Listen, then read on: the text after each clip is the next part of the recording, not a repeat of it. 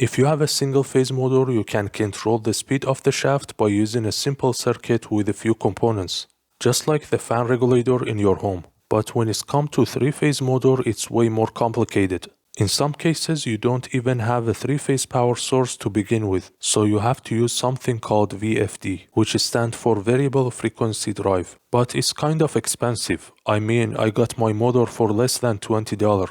So it doesn't make sense to spend $60 for the controller. So I decided to make my own VFD with the components that I already have around. I'm using IC4017 to switch between 12 steps sequentially. Each phase has two groups of diodes, one for the positive cycles and the other for the negative cycles. From step 1 to step 5, the positive cycle of the first phase activated. Step 6 is not connected to any diode, so it is stay off.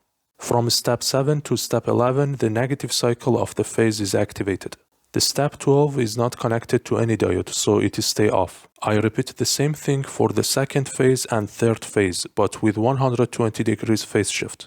I'm using a bridge rectifier to convert the mains voltage from AC to DC. The 220 volt RMS has a peak voltage of 311 volts. This voltage is connected to a pair of MOSFETs for each phase. One MOSFET for positive cycle and the other for negative cycle. We need a MOSFET driver to switch them on and off. The 555 IC creates the clock pulse for IC4017. The output frequency is adjustable by using this potentiometer. After converting this circuit to PCB, I ordered it from a company called Next PCB. Upload the Gerber file here, you can find it below in the description. Then insert the size of the PCB, quantity and color. Then add to cart. After a few weeks I got the package. Even though I ordered 5 PCB but I got 7, that's cool. And this is the PCB with the components. When I designed this PCB for the first time, I didn't use the optocouplers between the diodes and the driver to make the PCB smaller, but the output wasn't stable, so I forced to add them. I also added some capacitors and varistors to the output to protect the MOSFETs from high voltage spikes. I added them to the PCB later. So now I want to connect my circuit to the mains voltage, but I'm not sure if there is a short circuit somewhere in here. There is a simple method to detect the short circuit by using a light bulb. You have to connect a light bulb in series with your circuit. If there was any short circuit, the incandescent lamp lights up. You have to do that just for the first time. After making sure everything is just fine, now I can connect it directly to the mains voltage confidently. I only have 2-channel oscilloscope, so I can show you only 2 phases. You can change the frequency by using this potentiometer. I set the frequency range from 30 Hz all the way up to 100 Hz, because this is the safe range for my motor. You can change it by changing the value of this capacitor and these resistors, to make it from 1 Hz to 1000 Hz or even more. But I don't recommend you to do that because some motors can get damaged at very low frequency or very high frequency. I put the mic close to the motor, so you can hear the sound of the motor at different frequencies.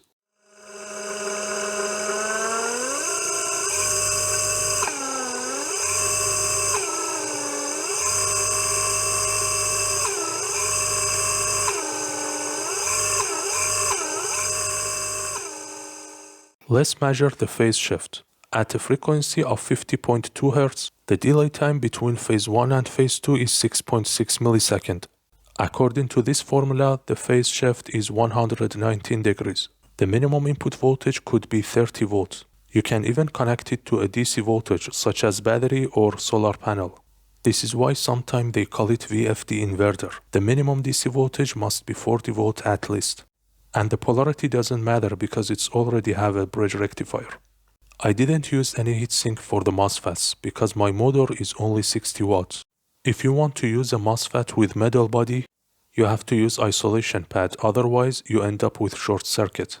There are 2 different types of VFD. In a standard VFD, the input and output voltage are almost the same. The only difference is the number of phases. It has lower price. The second type is voltage doubling VFD. It can create a 380 volt between 2 phases, just like the real 3-phase that coming from the power company, but it is more expensive. In my circuit, the output voltage between 2 phases is 255 volts, when the input voltage is 228 volts. In fact, they are the same voltage but with different waveform, because the crest factor is different. I'm using this circuit that I made in a previous video to increase the number of channels on my analog oscilloscope. This waveform called modified sine wave. Even the commercial VFD are not pure sine wave, but SPWM. I had one of them a few years ago, and this is an old video. You can see the waveform on the scope. This is the 3-phase tester that I made in a previous video. I can change the direction of the motor by flipping any two wires. It's so interesting that the power of this motor is higher at low frequency, because at low frequency the torque is higher. I think the maximum load could be less than 1 kilowatt. Depends on the types of the MOSFETs and the size of the heatsink. Please like this video and subscribe to my channel. Thanks for watching.